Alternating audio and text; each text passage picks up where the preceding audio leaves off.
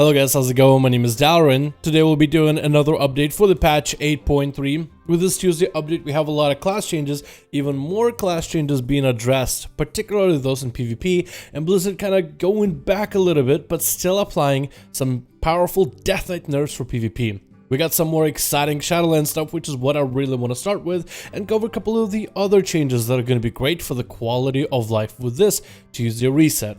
All these updates, majority of them at least, should also be available for EU on Wednesday tomorrow, so hopefully EU is excited as well. Anyways, let's get on to the updates. First things first, Shadowlands got yet another update to it, and this was done by the Wowhead patch sniffer, and there was simply just a string of code that we get to see. Does not mean we get to actually play on Shadowlands. It hasn't been decrypted. It's all encrypted, but we do get this bit of juicy info. Now here you can see a bunch of different parts, and you don't even need to be really good at whatever the machine language that Blizzard uses in order to figure this out. But there's a couple things that can be here, like US, EU, KR, TW, which I believe all stands for US, EU regions, but also maybe Korea and Taiwan, possibly, maybe. There's also a piece here I can see December 4th, something about December the 4th, or simply just a coincidence of DEC and a 4. But very, very unlikely to be the day because that would have been kind of a while ago now. Anyway, that is quite a bit of information as Blizzard is continuing to add more stuff in. And there's a possibility that Blizzard might say something during PAX East, which should be sometime later this week apparently. So there's a good possibility that as everybody's announced in their games, Blizzard might be able to show something juicy when it comes to Shadowlands, or simply just release the alpha for a couple people, maybe allow people to stream it to take the eyes away from some of the other games. It is something that Blizzard has done before, but we'll see what kind of move they'll make next. Then there were a couple other updates for classes, and there was a variety of them for this Tuesday setup, but Blizzard decided to go back on a couple changes, particularly those that would be maybe detrimental to the gameplay. Mostly PvP changes, like Windwalkers getting a 5% buff in dungeons and raids, which is awesome and warranted, as we don't really see a lot of the representation. However, Windwalker monks kind of slap in arenas as well as battlegrounds, so this 5% will simply buff a class that's already doing well in that particular environment, but Blizzard decided to go back, no buffs for PvP for Windwalker monks.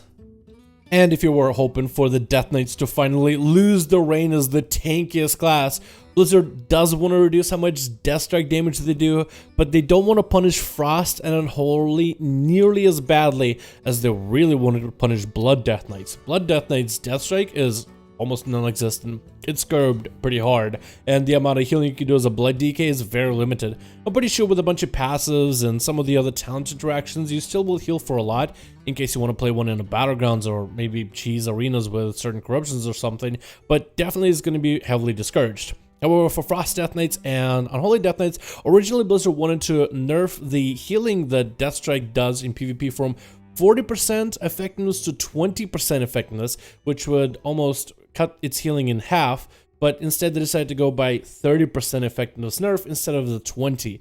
So it's still toning down the healing that this ability can do, but not nearly as heavily. So this most likely will make Frost Death Knights and Unholy not nearly as Live Lords, but not completely useless either. And hopefully this won't be maybe overshot or undershot. I guess only time will tell. Another funny interaction that happened is with a lot of players in PvP running the tentacle that will mind flay the enemy, the Reaping Flames essence could actually work to kill those tentacles and give you that 5-second cooldown and 100% extra damage in PvP, which was a way to punish players that ran Twisted Appendages, which still to this day proved to be one of the strongest, if not the strongest corruption in player versus player content. So this is kind of, I guess, okay of a change. I understand why they would do it. That's not how they imagine Reaping Flames to work.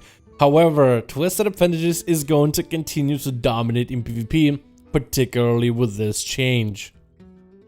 Finally, with this Tuesday, Wednesday reset, we are going to be diving into our final form of the cloak, which will have a passive chance to give you extra stats, which will make progressing through raids, especially in Nelotho, far easier, and in a sense will be the catch-up mechanism. Meaning that everybody, no matter your corruption or your best in slot pieces, every class, as long as you have a good cloak, is going to start doing significantly more damage. But that means if you want to get your alts up and running and be raid ready or dungeon ready or PvP ready, since this is going to be the new standard you need in order to be kind of ahead of the curve or on par with everybody else trying really hardcore, then the changes the Blizzard is making to the cloaks for rank 13, 14, and 15, which will follow after getting your 12, those are going to be a lot nicer. You're not going to need to run in nearly as many of those horrific visions that same week in order to get your cloak to the next rank. For rank 13, you'll need 4 torn pages of The Final Truth, which will be a brand new book that you'll be basically collecting pages for inside of the horrific visions. For every set of pages, you get yourself a rank up. For rank 13, you'll need 4 pages. That means you'll need to run 2 horrific visions, do 2 lost zones every single time, and you'll be able to get your cloak rank up. Next week, you're gonna run 3 horrific visions, and as long as you get 2 lost zones done from those visions, you'll be able to get all of the upgrades needed for rank 14. In the final week, you should have enough vessels saved up for 4 horrific vision runs, making sure to tackle on the lost zones ASAP in order to get your cloak that same week. And prior to that, just to get rank 15, you would have needed 18 pages. That means that every vessel that you put in to run a horrific vision, the maximum pages you can get for those ranks is only 2 a run. So if you can get only 2 a run and you need 18 of the pages, that means it's like 9 vessels of horrific visions for you to run. That means 9 back-to-back runs through the horrific visions, and that just seemed insane. So they toned down those numbers, and on top of it, Blizzard is going to be throwing a lot more coalescing visions at you.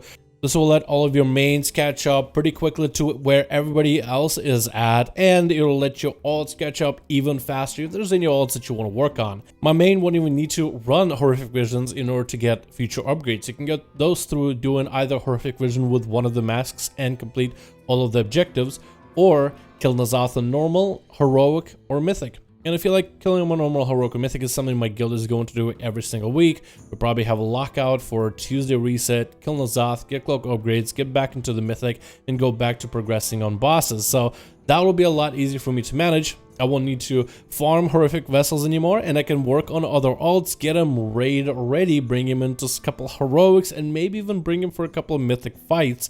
And that'll be a lot easier down the line. And that's going to be everything that I wanted to cover. I hope you guys all enjoy your percentage buffs. 5% buff for a variety of you that are marksman, frost, as well as windwalker, and a 3% extra for the enhancement shamans. We got all these updates to the cloak, so hopefully that will be easier for all of you to catch up to everybody else on your mains and even get your alts up to speed. Thank you guys so much for watching this video. I hope you enjoyed this update, and I'll see all of you in another video.